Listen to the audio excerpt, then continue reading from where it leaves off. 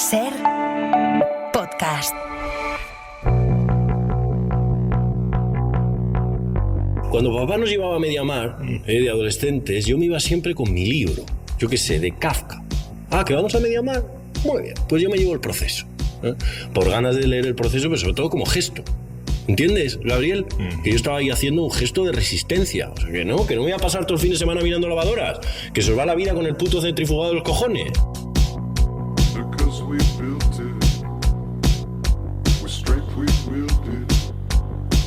Pablo Remón, Marina Salas, ¿qué tal? Bienvenidos a La Hora Extra. Hola, ¿qué tal? ¿Cómo estás? Pues encantados de estar aquí. Muy contentos, sí. Bueno, Pablo, estuviste el año pasado en el programa presentándonos Vania por Vania, tu personal adaptación del tío Vania de Chekhov. Ahora venís directos de los ensayos, a punto de estrenar El entusiasmo en el Centro Dramático Nacional. Es una continuación sobre esa reflexión que ella hacía sobre esa crisis de la mediana edad. No sé si la cuestión es, ¿cuándo perdemos el entusiasmo o cuándo despertamos en la realidad? Claro, bueno, sí, es verdad que la obra, el año pasado estuvimos trabajando con Marina también en el Vania por Vania, que fue un proceso como muy enriquecedor, eran 2 adaptaciones, era una obra muy larga, complicada, ¿no? Entonces lo gozamos, pero yo estuve mucho tiempo con Chekhov en la cabeza, leyendo sus obras, etcétera, y hubo un momento donde yo me planteaba, digo, claro, este hombre Vania, digo, lo que tiene es como una crisis existencial, todos los personajes de la obra en general, ¿no? Tiene una especie de crisis existencial que ahora mismo sería lo que nosotros llamaríamos como una crisis, lo que identificamos como una crisis de la mediana edad, ¿no? O sea, ese momento donde echas la vista atrás, te replanteas un poco dónde estás, te replanteas también lo que te falta y lo que te queda, ¿no?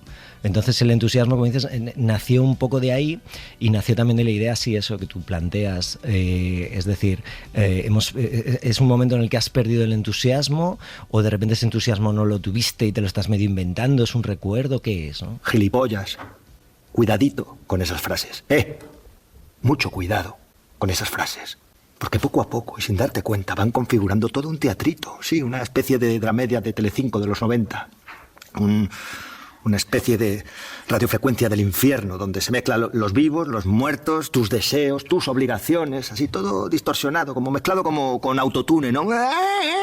Marina, como decía Pablo, repites, estás en el reparto junto a Francesco Carril, Natalia Hernández, Raúl Prieto. Aquí pasamos de la Rusia del siglo XIX a San Chinarro, siglo XXI. La obra nos introduce en la vida de una pareja que tiene 2 niños pequeños.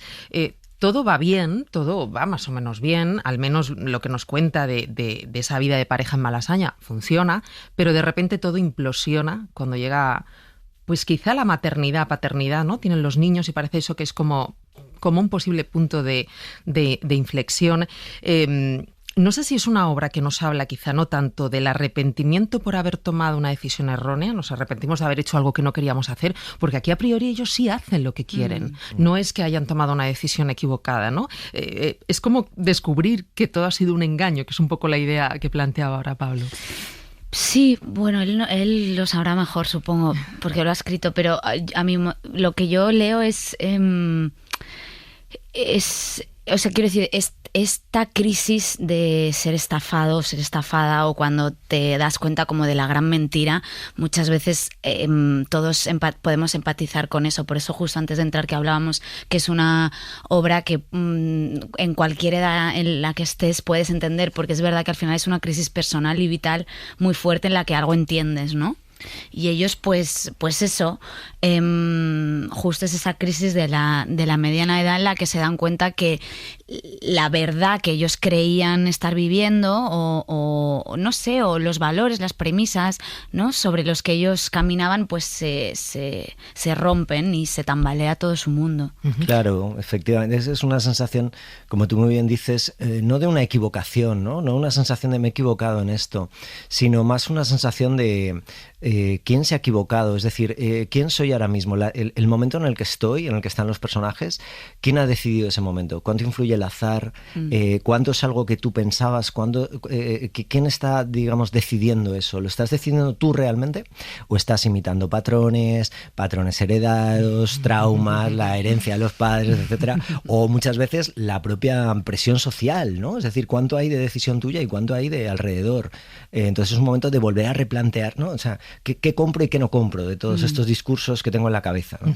En las entrevistas siempre hablas, Pablo, de ese modo un poco caótico que tienes de construir los textos, de escribir, vas cambiando hasta el último momento. Les vuelvo locos, Marina, ¿sabes? Les vuelvo completamente locos. Bueno, de hecho, ahora contabas, Marina, fuera de micro, que vienes de un ensayo exigente. Hoy ha sido especialmente duro, ¿no? Es exigente. A ver, siempre, duro, así dicho, ¿no? Claro. No, te ríes mucho. Tengo que decir que siempre ensayando con Pablo reímos mogollón. Es muy divertido. Claro, ¿cómo está siendo ese proceso creativo y también toda esa parte que vosotros aportáis, ¿no? en la obra? Bueno, ya te digo, está muy libre al cambio. Él siempre está muy abierto a que nosotros podamos aportar. Es verdad que el texto siempre está tan bien escrito que muchas veces hay incluso métricas y hay casi textos que son casi poesía, entonces tampoco da mucho cambio para eso, pero es verdad que está muy abierto a entender. Él necesita como entender mucho, ¿no? de qué va y cómo sería el planteamiento y la puesta en escena de eso para luego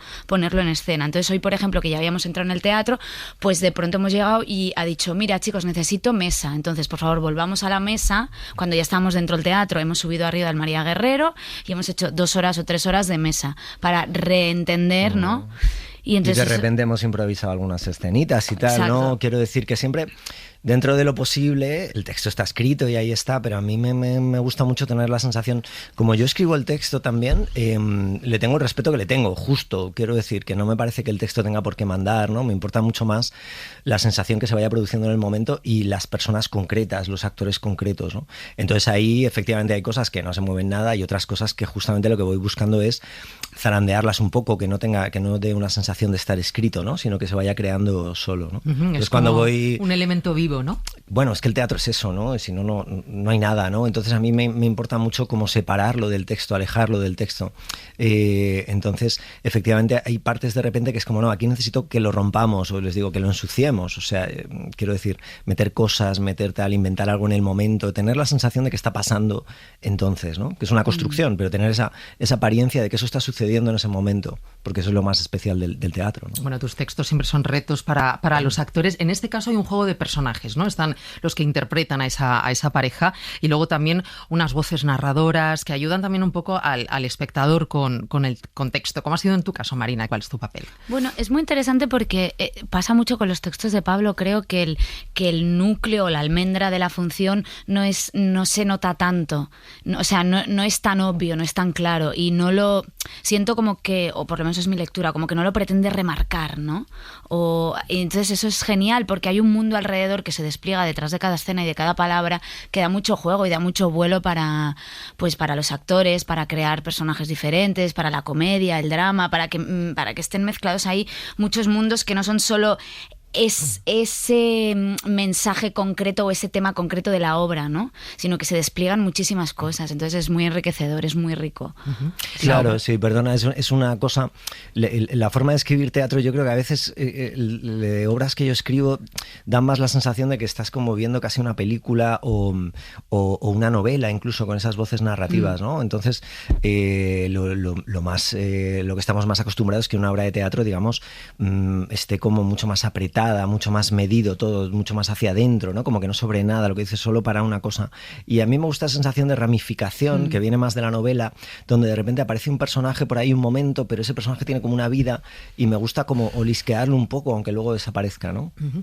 Pablo, has planteado la obra de forma que al espectador se le cuenta qué le pasa a él, uh-huh, qué le pasa a ella, uh-huh, qué les pasa a los dos y cómo resuelven su situación. Es como distintas miradas a lo que supone al final la renuncia de uno mismo. Es como verlo desde distintos puntos de vista. ¿Qué idea tenías para plantear la historia de esta manera? Bueno, tú lo estás diciendo, es una especie de caleidoscopio, ¿no? Donde digamos es un puzzle donde hasta que no llegas al final no tienes la lectura completa, ¿no? Digamos, a mí me interesaba que fuera una obra, que es lo que estamos intentando en los ensayos, que cuando llegaras a cada parte, porque tienen como partes muy distintas, de alguna forma te hiciera releer todo lo que has visto hasta ese momento. Es decir, que la obra no solo fuera avanzando la historia, sino que fuera cambiando la obra. Cuando ves algo, de repente tienes que releer cómo has llegado hasta ese momento. Porque yo tengo la sensación de que la obra sucede sobre todo cuando termina la obra. Es decir, se encienden las luces, tal, sales y ahí tienes como, digamos, que echar la vista atrás un poco, ¿no? ¿Y qué he visto? ¿Qué ha pasado? ¿Qué ha pasado? Entonces la obra es todo, no es para llegar a un punto, ¿no? Hay una sensación donde hasta que no llegas al final no puedes leerlo entero, es un completo distinto hasta, y en definitiva la obra está solo en la cabeza del espectador, ¿no? Entonces cada espectador con sus vivencias concretas, con sus experiencias concretas, con su edad, con su generación, con su situación personal, etcétera, va a armar una obra, ¿no? Con la completa de alguna manera. La vida de Toni y de Olivia está llena de lugares comunes. Esa urbanización a las afueras de Madrid, esa decoración de Ikea, esas mañanas de llevar a los niños al cole, esa rutina que te engulle, en la que al final nos perdemos, ¿no? a nosotros mismos. Es un modelo de familia muy convencional, no sé si, y hablábamos antes que, lo hablábamos fuera de micro, creemos que sí puede trascender y trasciende porque es una crisis vital muy interesante, muy importante que todos atravesamos, cual sea nuestra situación, pero también es una reflexión sobre la gran crisis que atraviesa la pareja. Sí, eso es como palabras así, sí, pero es verdad, o sea, bueno, es que yo pensaba esto también, digo, claro, es una serie de preguntas y una serie de crisis y tal que nuestros abuelos no tenían, ¿no? Estaban a otra, quiero decir, por mil situaciones. Cosas, ¿okay? Claro, no sé, yo lo pienso mucho, ¿no? Yo pienso mucho en mi abuelo, y muchas veces cuando tengo que de repente hacer algo, mira, me pasa, es una tontería, cuando tengo que llamar por teléfono, que me han llamado de Naturgy, de Vodafone, de no sé cómo, ¿sabes? Esta cosa que te llaman, digo, claro, mi abuelo, yo pienso, digo, mi abuelo vivió la guerra civil, pero no vivió esto, ¿no? Entonces, o sea, como que lo que quiero decir es como que, joder, hay una serie de presiones también, ¿no? Que dices, pero claro, ¿cómo se convive con esto? Estamos aprendiendo, ¿no? Porque tenemos los valores que hemos ido heredando no nos sirven ya, ¿no? Pero tampoco hemos tenido ocasión, al menos en mi generación ya, y más los hombres probablemente, no tenemos ya ocasión es muy difícil, digamos, cambiar toda tu cabeza, desamueblarte o amueblarte de otra manera, no es tan sencillo, ¿no? Entonces yo es algo que veo como muy en mi generación y amigos y gente, y es algo que me lleva a escribir, vamos. También es muy interesante esa idea que pasabais por encima hace un momento, me apetece volver a ella, y ahora que hablas también de tu padre y de mi abuelo. De tu abuelo, perdona. Esa idea que introduces en la obra de repetición, ¿no? Estar repitiendo la vida de nuestros padres, esas que de jóvenes también hemos juzgado con mucha dureza, ¿no? Y que luego llegas y dices, pues es que al final hemos caído en las mismas cosas y volvemos a lo mismo. La vida es una ironía, repite uno de los personajes, ¿no? Sí, creo que se cita Nietzsche, ¿no? También el eterno retorno. El eterno retorno, sí. Sí, total. Sí, no, a ver, supongo que aquí entra como tú lo veas, si es una condena o lo puedes ver también como una oportunidad, ¿no? De decir, bueno, pues se me replantea lo mismo que hago yo con esto, o por lo menos es lo que la pregunta que me hago siempre que se abre este tema. Y creo que hay también algo muy interesante en cómo está escrita y en la obra, que es el humor y esta ironía de la que hablamos, que eso es lo que nos salva, ¿no? Y ahí es donde, bueno, donde todo, donde de alguna forma te consuelas. Bueno, el humor, Pablo, que lo utilizas para, bueno, una serie de dramas, porque es verdad que planteas una serie de situaciones. Sí. ¿Qué te aportaba el humor para poder plantear esto? Yo siempre que pienso esto del humor, claro, no es una sensación como un ingrediente, como si estás cocinando y entonces voy a usar el humor, ¿no? Sino que yo creo que cuando uno escribe, al final escribe como es, y que lo importante es tu forma de mirar el mundo, ¿no? Y el humor está muy, muy metido en mi forma de mirar el mundo. Entonces es un humor muchas veces ácido, un humor, ¿cómo llamarlo?, sarcástico, irónico, pero de alguna forma está como muy imbricado en mi forma de mirar todo, ¿no? Entonces no es tanto que yo me plantee como, bueno, aquí necesito en esta obra un poco de humor, no sé qué, sino que mi forma de mirarlo inevitablemente me lleva a que esté un poco teñido ese humor, ¿no? Y además que ese humor esté a veces metido dentro de a lo mejor una escena que es mucho más dramática, una situación mucho más dramática, ¿no? No separarlo, me gusta como esa sensación un poco intermedia, que es como pues una cosa que decía Azcona, que a mí me gustaba mucho, ¿no? Decía, la vida no viene en géneros, ¿no? Entonces eso, o sea, la situación más dramática que puedes tener, no sé qué, de repente ahí sucede algo que es como divertidísimo, y al contrario, ¿no? Y ese es un poco lo que vamos tratando de Bueno, tú decías, Marina, que hay un montón de referencias, hay referencias filosóficas, literarias, constantes, y de una obra en concreto que es quizá la que mejor resume el espíritu de lo que quieres contar en El entusiasmo, que es El proceso de Kafka, y que lo define así, esa idea de alguien te ha impuesto una condena y tú no sabes por qué. Claro, sí, bueno, a mí me gusta mucho eso también de repente, ya es un gusto personal, como de mezclar como la alta cultura y la baja cultura, vamos a decir así. Entonces estar hablando de Hegel, de no sé qué, que nombras tú, de Nietzsche, de Derrida, que también sale y tal, y a la vez estar hablando de Sanchinarro, de no sé qué, es decir, de lo que todos conocemos de nuestro día a día, ¿no? Del pueblo, sí. Sí, del pueblo. Entonces, bueno, esa no dejar nada fuera, ¿no? O sea, parece que hay una cosa que a mí me importa mucho, que es la sensación de que cuando vas al teatro parece que solo puedes hablar, ya te pones en una especie de sitio raro para hablar, ¿me explico? Entonces me gusta mucho la sensación, no, quiero decir, podemos hablar de lo que nos sucede directamente, no hace falta que haya tabús, por así decirlo. Y sí, el proceso de Kafka, bueno, hay esa sensación de, bueno, lo que tú dices, alguien te ha puesto una condena. Bueno, sí, es eso, ¿quién te ha puesto esa condena? ¿Por qué estás viendo que es una condena? Hay como mucha ironía ahí, hay como mucha crítica también a los personajes, es decir, es como, bueno, tú eres el responsable de esto en muchas ocasiones, ¿no? Pero muchas veces es la queja, ¿no? Es la cultura de la queja y no sé, era una forma de mirar eso. Uh-huh. Al final, no vamos a decir qué pasa al final, pero sí es verdad que se plantea una idea que lo resume todo muy bien con el juego de las sillas. Y hay uno de los personajes que dice, da igual lo que hagas porque vas a estar jodido de todas formas. No sé si todo termina al final pasando por cierta aceptación, ¿no? Y si esa aceptación no es una forma de claudicar, de acabar con cualquier acto de resistencia. No lo sé. ¿Tú qué crees? Yo no lo sé tampoco, no tengo ninguna red. Quiero decir, muchas veces yo cuando escribo me lleva mucho más una pregunta, ¿no? Lo que es como, no hay una conclusión, ¿no? En las obras mías casi nunca hay como una conclusión clara, o la conclusión, si la hay, se niega enseguida, es decir, hay una dualidad siempre, ¿no? Pero efectivamente, desde luego, la idea de la aceptación a mí me parece como muy, muy importante en la obra. La idea de la herencia, la idea sí, bueno, dices, si tiras por aquí tal, no, es más como probablemente la distancia con aquello que te está sucediendo, el margen, el salirte un poco del ego y poder verlo con un poco más de distancia, con humor, que nombraba Mariana. Es decir, el humor te crea esa distancia, ¿no? Y esa distancia yo creo que es el principio del cambio. Es decir, cuando estás en terapia, ¿no? Y estás hablando algo y tal. Claro, no es tanto la acción que te lleva al cambio, sino la identificación y la consciencia. La consciencia de lo que te está sucediendo, ¿no? Y luego ya el cambio será el que sea, ¿no? Pero quizá no es necesario ningún cambio. Es lo que te iba a decir, es que igual no hace falta que cambie nada, ¿no? Bueno, ya es verdad que ya dejar de estar enganchado o tan identificado con eso ya es un cambio. Quiero decir que ya en sí esa toma de conciencia ya te hace cambiar algo. Y una de las frases de esta obra es: todo está roto y todo es perfecto. Claro, yo no sé, esa frase no sé por qué, a veces yo escribo, no sé, como que hay algo muy intuitivo en la sensación donde dices, es que me parece que muchas veces en la vida está muy cerca lo que está bien de lo que está mal. No sé cómo decirlo. Es como que tú tienes una sensación y de repente hay un pequeño clic, cambia tu perspectiva y de repente todo mejora, o al contrario. Pero es una cuestión de perspectiva, no es una cuestión de la situación, digamos, real, empírica, ¿no?